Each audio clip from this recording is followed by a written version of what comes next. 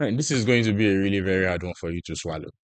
But Pep Guardiola is not the greatest coach, and here is why. Although Pep Guardiola is called the greatest coach of all time, right?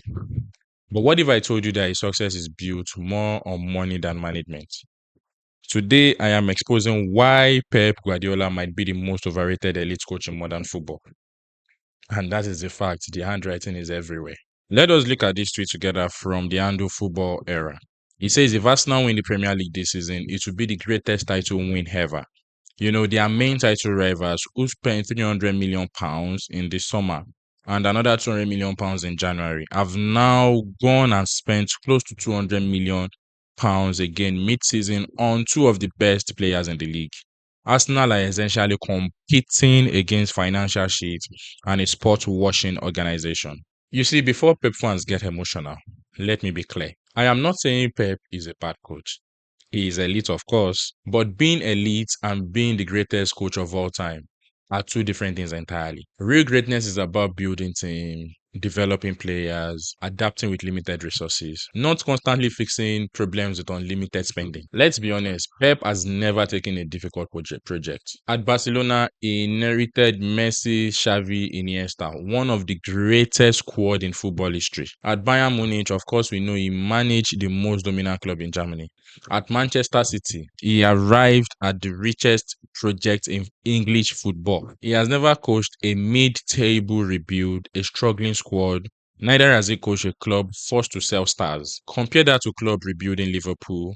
Or is it Arteta fixing Arsenal from mid-table? Ancelotti adapting everywhere. Pep always chooses the perfect conditions. Now, let's talk about what nobody likes to talk about. Pep's spending power. Since arriving at Manchester City, Pep has overseen more than £1 billion in transfers. When Premier League became tougher, did Pep adapt tactically or did City simply buy more players? Let us break down the last two seasons, for example. In the summer of 2023, City went shopping again. Josko Gvardiol brought in for massive money to fix defensive depth. Jeremy Doku, explosive winger signing. Matheus Nunes, midfield depth. Mateo Kovacic, immediate replacement for aging midfielders. That is 4 senior players in one window. And that is not what they call rebuilding. That is actually upgrading. January 2024. In January, City even added Claudio Echeverri as a future talent. You know why? Because City squad depth is never enough. Summer 2024 looked quiet on paper. Savinho arrived and Gundogan returned, but Pep was clearly preparing for another refresh. Then January 2025 came and City went shopping again. Abdulkadir Kusanov, Victor Reis, Omar Mamouche, Jumoba for more signings in one winter window. Are you getting what I'm saying? So most clubs use January for emergency loan. Pep used January to refresh his squad. And in the summer 2025, City did not slow down. They added Tijani Riders, they added Ryan Atnouri, they added Ryan Sheki, they added Gianluigi Donnarumma, they added James Trafford, they added Zvere Yopan. That's 6 more players. So how many managers in football, get this level of backing every season? How many managers actually get this level of backing every season? Now it's January 2026 window, and in the current window that we have now, Antonio Semenyo and Matt McGuay. So another massive defending and attacking refresh. This is not coincidence. It is a pattern. So here is the uncomfortable truth. The uncomfortable truth is that Pep actually buys solutions instead of coaching problems. Pep doesn't manage problems, he purchases solutions. If fullback struggles, they buy a new one. If midfield ages, he replaces them. If creativity drops, new attackers, arrive. Great manager fixes system. Pep fixes squad. And of course, Pep has done a lot of transfers that nobody really likes to talk about because those transfers were actually failure. Jack Grealish for £100 million. £100 million British transfer record. Was it transformational? No. Was it consistently decisive? No. Was it worth £100 million? Maybe or maybe not, but I do not think it really worth £100 million. Now, let us use this as a yardstick. What if Mikel Arteta, at the time Mikel Arteta bought Declan Rice for maybe 106 million, he did not live up to the expectation? What do you think the media would have said about it? So, if another manager wasted £100 million like this, the social media would never forget it.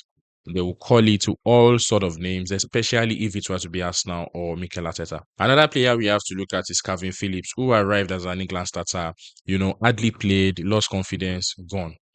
This is not development, that is disposal. You see, Pep doesn't revive struggling players, right? He faces them out and replaces them with new signings. You see, Pep's football only looks unstoppable when every position is elite. Remove Rodri, City struggles. Remove De Bruyne, creativity stops. Rotate defenders too much. Instability appears. Haaland out injured in a few matches. City could barely score. Great manager adapts systems to players. Pep built squad to protect his system. So how do we fairly compare Pep, to managers who must sell to survive? How exactly do we even do that? Liverpool sold Coutinho to fund clubs rebuild. Arsenal cleared half their squad to rebuild under Arteta. Smaller clubs develop youth because they can't spend. But for Pep, he refreshes with elite player every season.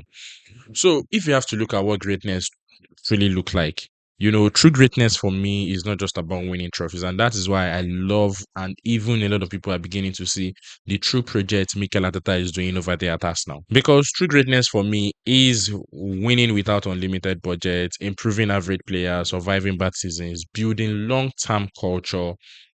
And for all of this, Pep has never been forced into these conditions. And every time he senses the condition, he goes out to buy another player again. Just like this season, Arsenal topping at the top of the table with 6 points. And then what do we have Pep Guardiola do? Pep Guardiola all of a sudden goes out to buy Semenyo, goes out to buy Gueye. See, at the end of the day, Pep Guardiola is an elite coach, right? But the greatest of all time, no, I do not really think he's the greatest of all time.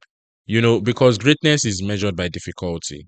And Pep has played football on easy mode, on limited money, perfect squad, elite conditions. And when you remove those advantages, the legend becomes smaller. If you agree, like this video. If you disagree, comment and let us debate about this. On the Stars on the Pitch channel, we talk about the top six. We talk about Arsenal, Liverpool, Man City, a lot of these big clubs. So here, I really, really want to hear your comments. I want to hear what you have to say. It is very, very important that you talk about it.